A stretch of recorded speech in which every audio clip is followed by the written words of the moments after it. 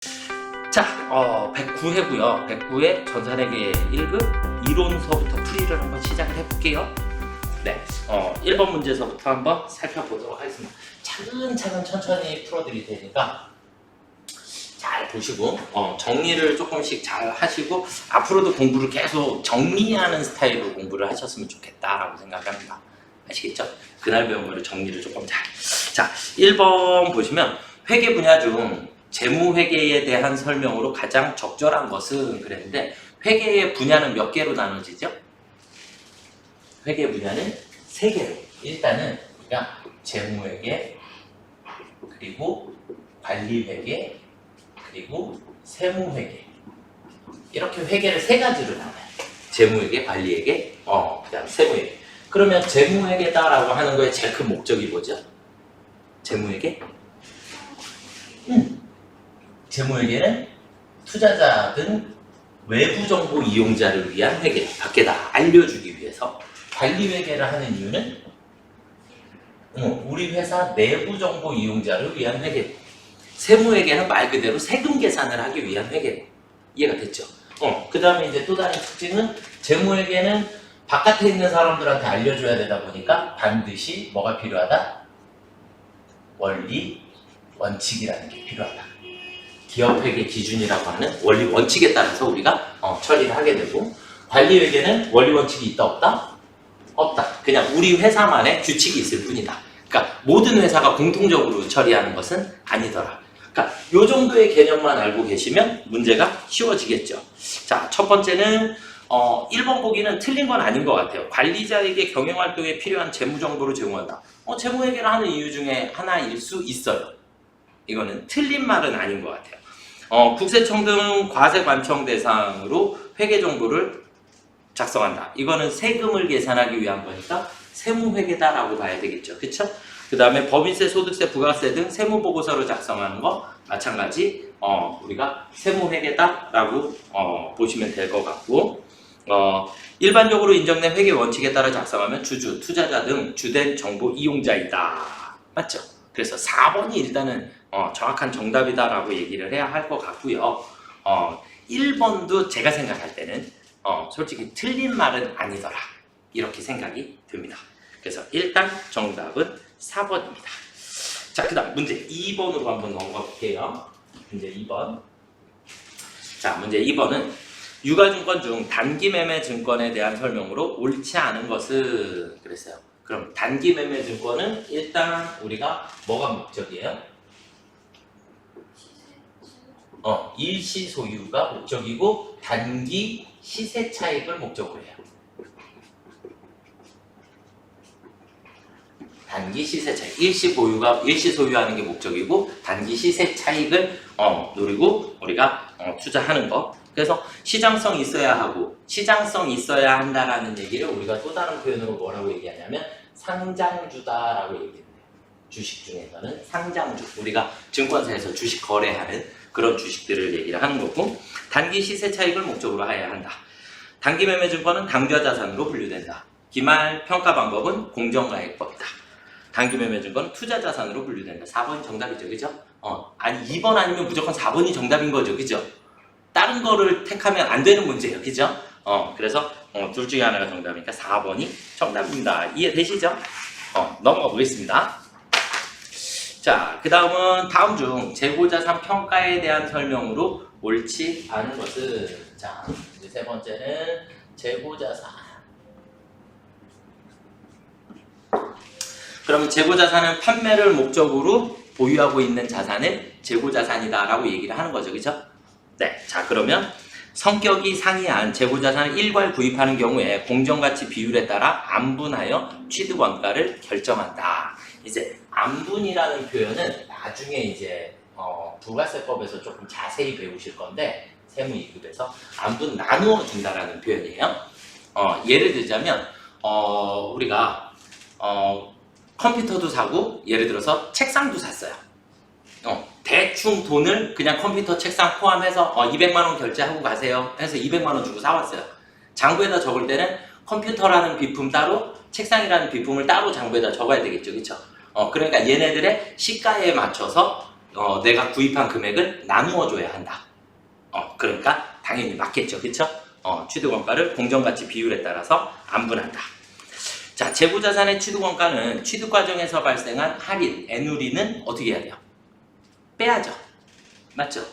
그러니까 우리가 예를 들어서 전체 사들인 금액을 우리가 총 매입액이다 라고 얘기를 하면 총 매입액에서 우리는 마이너스 매입 환출, 매입 애누리, 매입 할인을 빼주셔야지만 우리는 순수한 순매입액을 계산을 하실 수 있겠죠.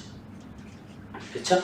그러니까 환출, 애누리, 할인은 마이너스 처리를 해주셔야지 된다. 이렇게 보시면 될 것 같아요. 그래서 2번이 일단 정답이 되겠네요. 그쵸? 자, 그 다음에 저가법을 적용할 경우 시가가 취득원가보다 낮아지면 시가를 장부금액으로 한다. 그러니까 장부금액이 그만큼 떨어진다. 시가가 낮아졌으니까. 이해되시죠? 그렇게 보시면 되겠고, 저가법을 적용할 경우 발생한 차익은 전부 매출 원가로 회계 처리한다. 이거는 조금 중요한 개념인데 이건 세무 2급에서 다시 또 나와요. 재고자산 평가 손실이라는 개정 과목이거든요. 우리가 재고자산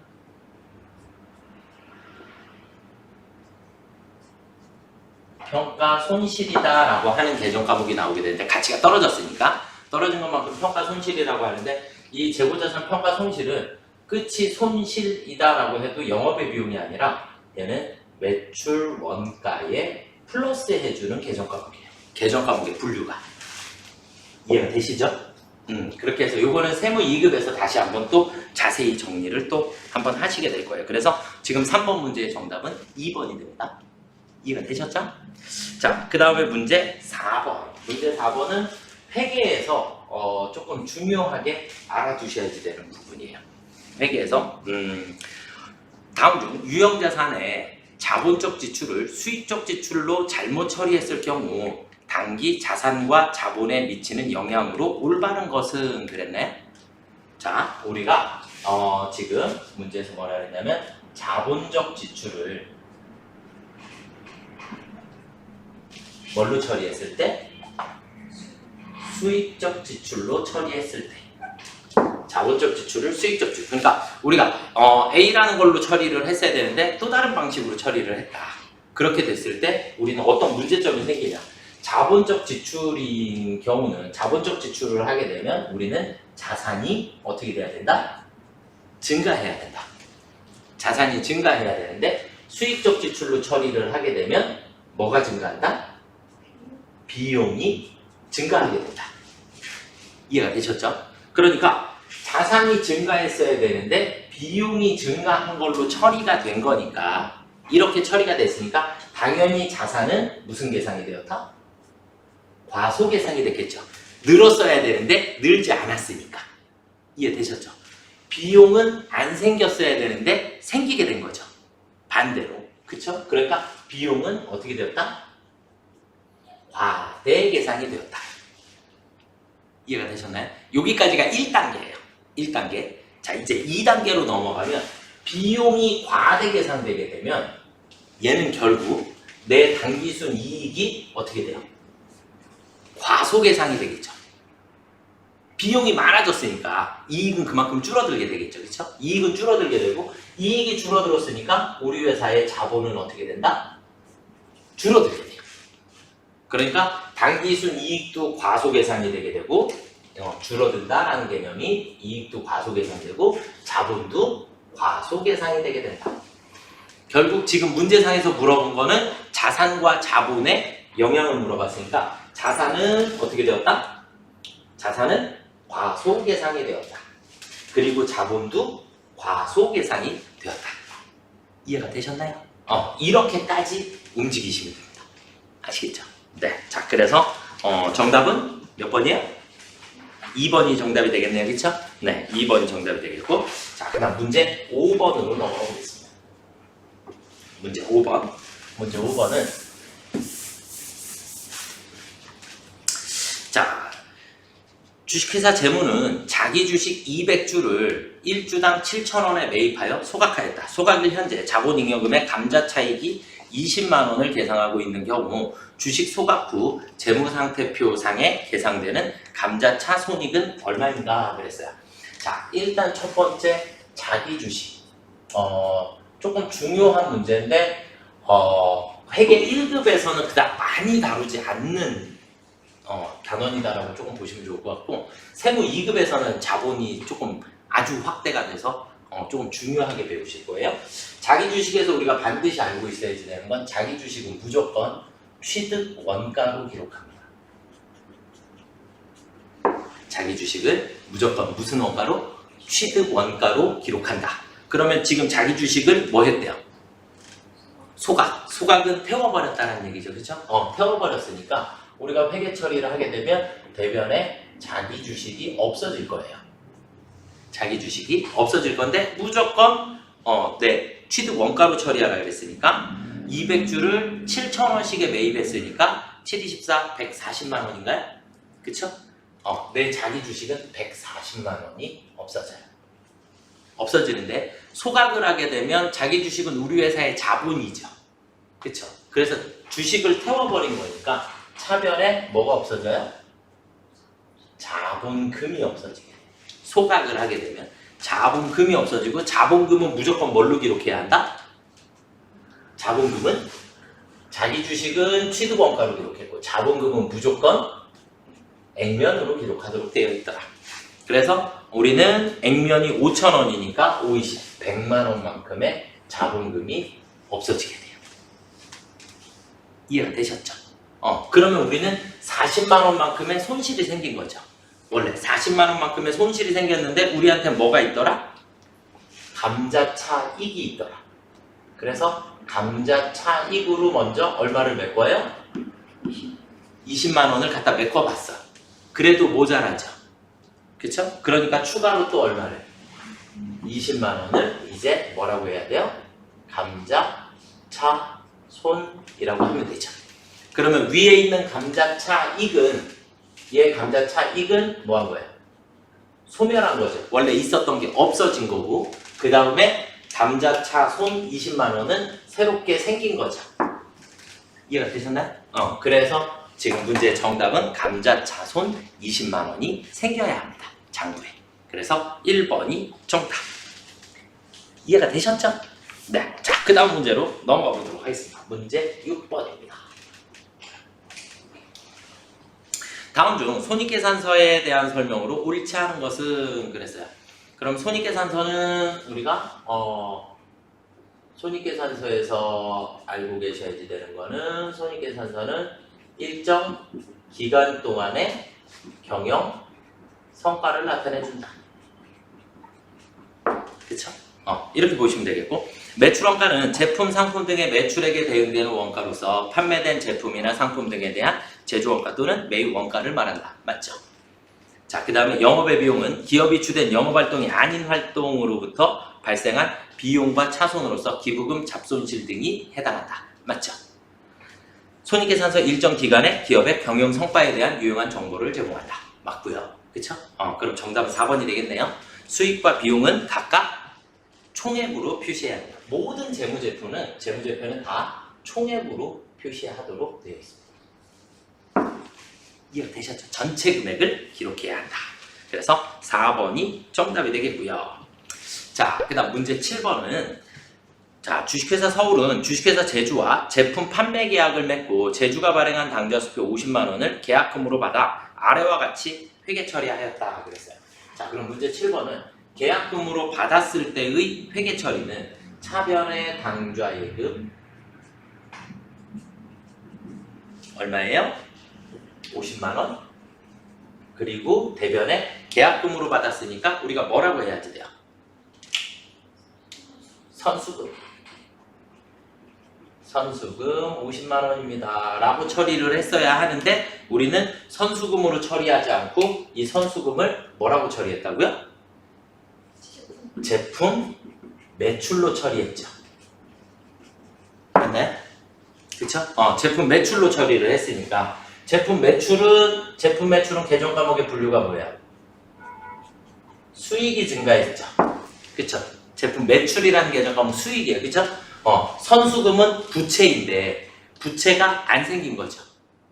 맞나요? 그러니까 부채가 생겼어야지 될 거를 수익이 생긴 걸로 처리를 했으니까 결국 선수금이라고 하는 부채가 어떻게 되었다? 과소계산되었다.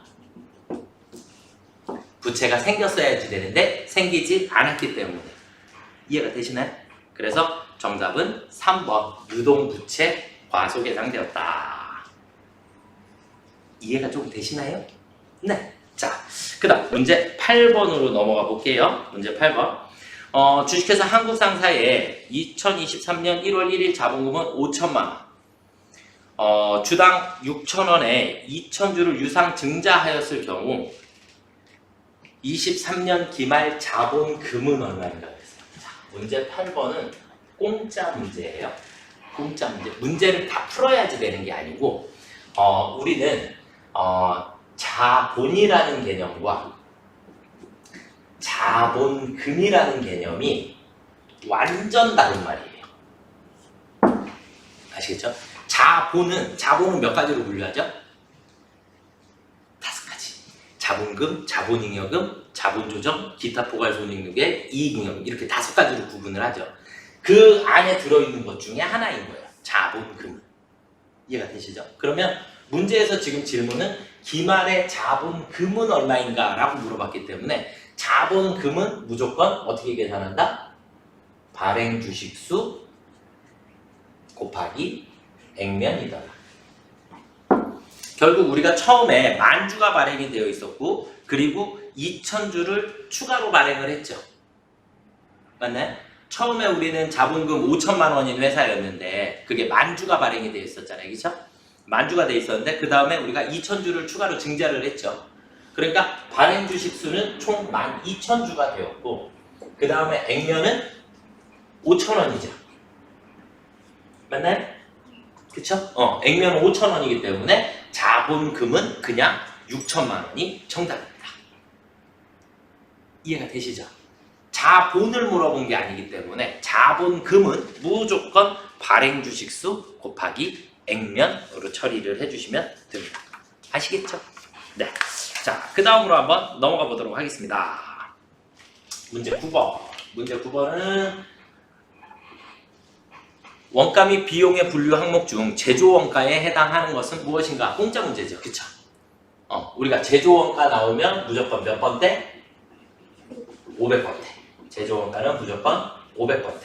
계정 과목. 그러니까 우리는 생산, 제조, 공장에서 사용하는 것들을 우리가 제조 원가다라고 얘기를 하는 거죠. 그죠? 그러니까 생산 공장의 전기요금 1번 정답. 맞죠? 4번은 생산 공장인데 뭐라고 나왔죠? 처분 손실이라고 그랬죠. 손실이 들어가는 것들은 다 영업의 비용이라고 우리 외웠죠. 맞나요? 손실이 들어가는 것들은 영업의 비용. 아까처럼 이렇게 재고자산 평가 손실처럼 예외인 것들이 가끔 존재를 하기는 하지만 일반적으로 처분 손실들은 다 우리가 기본적으로는 영업의 비용에 해당한다. 그래서 우리는 제조 원가로 물어봤기 때문에 1번이 정답이 됩니다. 이해가 되시죠? 자, 그 다음 문제 10번. 문제 10번도 엄청 자주 등장을 하는 건데 원가에 대해서 우리 원가에 대해서 보조부문비 배부라는 거를 하게 돼요. 그렇죠? 보조부문비 배부 방법에 몇 가지 있죠? 3가지. 뭐뭐뭐 있어요? 직접 배부법, 단계 배부법, 상호 배부법. 이렇게 3가지가 있는 거죠. 그렇죠? 그래서 직접 배부법은 보조부문 상호 간의 관계를 완전 무시하는 방법이고 단계 배부법은 우선순위에 따라서 순서에 따라서 배분이라는 걸 하고 상호 배부법은 완전 고려한 방식이다. 이렇게 됐죠. 그렇죠? 그러니까 지금 우리 문제에서 뭐라 했어요? 용역수수 관계를 고려하여 보조부문 원가를 제조부문과 보조부문에 배부함으로써 상호 서비스 제공을 완전히 반영하는 것, 완전히 고려해주는 방식은 상호 배부법이 정답이 되겠습니다. 그렇죠? 이해되시죠? 네. 자, 그 다음은 이제 11번으로 넘어가 볼까요? 11번은 다음 자료에 의한 당기 직접 재료 원가는 재료 원가 구하라 그래 놓고서 데이터를 너무 많이 줬죠. 맞나요? 그냥 재료비는 그냥 원재료 그리시면 돼요. 원재료 T자 계정. 그래서 원재료 T자 계정 하나를 그리시고 원재료 계정에 기초 원재료가 얼마 있죠? 120. 그 다음에 원재료 매입액은 90만원. 그리고 기말 원재료가 85만원. 양쪽의 합은 무조건 같아야겠죠? 그쵸? 그러면 재료 소비액은 125만원이 나오나요? 그쵸? 네, 재료비 소비액은 125만원. 2번이 정답이 되겠습니다. 이해가 되시죠? 네, 그렇게 해서 원재료 계정 하나만 그려주시면 될 것 같습니다. 자, 그 다음은 이제 문제 12번인데 12번 문제 같은 게 나오면 실제 시험장에서는 그냥 패스. 그리고 실기를 다 풀고 난 다음에 시간이 남으면 다시 와서 푸시는 거예요. 아시겠죠? 그렇게 보시면 되겠고, 자, 주식회사 성질은 직접 원가를 기준으로 제조간접 원가를 배부한다. 다음 자료에 의하여 계산한 제조지시서 1번에 제조간접비 배부 원가는 얼마인가 그랬는데, 우리 공장 전체라는 게 나와 있고 그 다음에 제조지시서 1번이 있죠. 그러니까 우리 전체가 있었고 제조지시서 1번이 있는데, 우리는 제조지시서 1번, 2번, 3번, 4번, 5번 이렇게 계속 있더라. 여러 개가 있더라. 이렇게 보시면 돼요. 이렇게 보시면 되겠고, 전체의 재료비를 한번 볼게요. 자, 직접 재료비만. 전체의 재료비는 얼마였죠? 80. 그쵸? 그 중에 제조지시서 1번이 쓴 재료비가 얼마래요? 40. 나머지는 얘네들이 썼다. 나머지는 뒤에 있는 얘네들이 쓴 거다. 그냥 이렇게 생각을 하셔야 돼요. 자, 그 다음에 노무비는 전체 20만원이 들어갔는데 20만원 중에 제조지시서 1번이 얼마를 썼더라? 15만원이 썼더라. 그럼 나머지는 2, 3, 4번이 썼더라. 이렇게 되는 거고, 제조 간접비는 총 토탈 얼마더라? 50만원이더라. 그럼 이 50만원 중에 제조지시서 1번이 쓴 금액이 얼마냐? 지금 문제의 질문이 이거죠. 그쵸? 그런데 무슨 법으로 했을 때? 뭐를 기준으로? 직접 원가를 기준으로 배분을 한다 그랬죠. 처음에 시작이. 그래서 직접 원가를 기준으로 하니까, 직접 원가는 직접 재료비, 직접 노무비를 더한 게 직접 원가니까. 그쵸? 그리고 제조지시서 1번의 직접 원가. 이해가 되시나요? 그러면 식을 어떻게 쓰시면 되냐? 나는 지금 1번 거 나는 55만원 곱하기 우리들의 합, 원래 1, 2, 3, 4 얘네들이 다 나눠줘야 될 금액인데 그거의 합계. 그러니까 전체는 얼마야? 100만원 분의 나누어줄 제조간접비는 50만원. 이해가 되셨나요? 그러면 이 얘기는 무슨 얘기냐면, 전체 직접 원가 분의 제조간접비를 했을 때 우리는 제조간접비가 차지하고 있는 거에 50%더라. 50%. 그러니까 직접 원가의 50%더라. 그러니까 제조지시서 1번은 직접 원가가 55만원이니까 55만원에 50%를 하게 되면 27만 5천원이 나오나요? 2525. 그러니까 27만 5천원이 정답이 되겠죠. 이해가 되시나요? 네, 요것도 세부 2급에서 다시 정리를 또 해드릴게요. 우리 각합제 해주시면 됩니다. 각합제 배웠어요? 안 배웠어요? 각합제. 네, 우리가 금액을 배분하는 방법이에요. 배분하는 방법인데 나중에 다시 한번 또 설명드릴게요. 자기값이 먼저 와야 되고 합계가 오고 그리고 제조간접비 나누어줄 값을 그대로 갖다 쓰게 되면 무조건 정답이 나오게 돼요. 이건 그냥 쉽게 배우실 수 있을 거예요. 자, 그래서 일단 지금 문제상에서 정답은 3번이 정답이 되겠고요. 자, 그 다음은 13번으로 넘어가 보도록 하겠습니다. 13번. 다음 중 부가세법상 과세기간에 대한 설명으로 옳지 않은 것을 그랬는데, 우리 부가세법의 과세기간, 원래 과세기간은 1기, 2기로 나누어지죠. 그쵸? 1기는 1월 1일서부터 6월 30일까지고 그 다음에 2기는 7월 1일서부터 12월 31일까지이고, 예외인 경우는 뭐가 있어요? 일단 간이과세자. 간이과세자는 1월 1일서부터 12월 31일까지고 그 다음에 개업과 폐업의 영향을 받죠. 그렇죠. 부가세법은 개업일부터 폐업일까지니까 그래서 중간에 날짜가 바뀔 수도 있더라. 요게 일단 과세기간의 기본 개념. 그래서 간이가세자의 과세기간은 1월 1일서부터 12월 31일까지입니다. 맞죠? 자, 그 다음에 사업자가 폐업하는 경우 과세기간은 폐업일이 속한 과세기간의 개시일부터 폐업일까지. 맞죠? 폐업일까지. 네. 일반 가세자가 간이가세자로 변경된 경우 그 변경된 해의 간이가세 과세기간은 7월 1일부터 12월 31일까지다. 그러니까 일반 가세자가 간이가세자로 변경이 됐으니까 그러면 간이가세자의 시작은 언제서부터냐? 6월 30일까지를 상반기는 원래 기존에 하던 일반 과세를 받는 거고 그 다음에 7월 1일서부터 간이가세를 적용을 받게 됩니다. 반대로 간이가세자가 일반 가세자로 변경된 경우 간이가세자의 과세기간은 1월 1일서부터 그럼 언제까지야?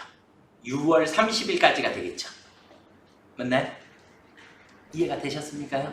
네, 그래서 6월 30일까지를 과세기간으로 하게 됩니다. 그래서 4번이 정답이 되겠습니다. 자, 그 다음에 문제 14번. 세금계산서의 필요적 기재사항. 이거는 시험 문제 너무 자주 출제가 되는 거고 그냥 필요적 기재사항은 공급연월일이 아니라 뭐가 필요하더라? 작성연월일이 필요합니다. 세금계산서는 무조건 공급연월일이 아니라 작성연월. 그러니까 공급자의 등록번호, 공급받는 자의 등록번호, 공급가액과 세액이 있어야지 되고 그리고 작성연월일이 있어야 합니다. 이해가 되시죠? 네. 자, 그 다음은 이제 마지막 15번. 다음 중 부가세법에 따른 재화 또는 용역의 공급 시기. 공급 시기는 재화는 언제가 공급 시기죠?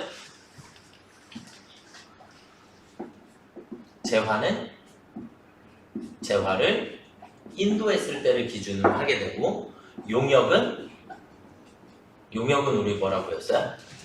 영문의 제공이 완료되었을 때. 다시 바꾸면 역할과 의무가 끝났을 때. 그때를 용역의 공급 시기다라고 봐요. 그래서 재화는 인도되었을 때, 용역은 영무의 제공이 완료되었을 때. 위탁 판매의 경우, 위탁 판매는 수탁자가 팔아야 매출이죠, 그죠? 수탁자가 판매했을 때, 상품권의 경우는 상품권을 팔았을 때가 아니라 상품권이 회수됐을 때가 매출이에요.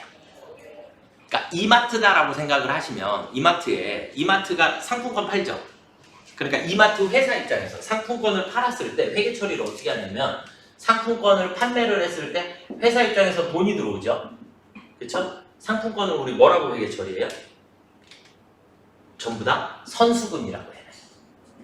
먼저 받은 돈이 상품권 파는 거는 돈을 먼저 받은 거예요. 결국 나중에 고객이 이 상품권을 가지고 와서 물품하고 바꿔가죠. 그렇죠? 물품하고 바꿔갈 때 그때 선수금이 없어지고 그때 비로소 매출이라는 게 발생을 하게 돼요. 돈은 먼저 받은 거니까. 상품권에 대한 회계 처리는 이렇게. 그래서 상품권을 판매했을 때는 선수금. 그리고 실제 물건이 나갔을 때 선수금이 없어지게 되더라고요. 이렇게 보시면 돼요. 그래서 상품권을 판매했을 때 매출이 아니라 언제? 상품권이 다시 회수됐을 때가 매출 시점이더라. 그래서 정답은 2번이 되겠습니다. 이해가 조금 되셨습니까요? 네, 여기까지 이론을 마무리해 드리도록 하겠고 자, 얻는 개수들을 한번 세보세요. 이론 몇 개 맞으셨나요?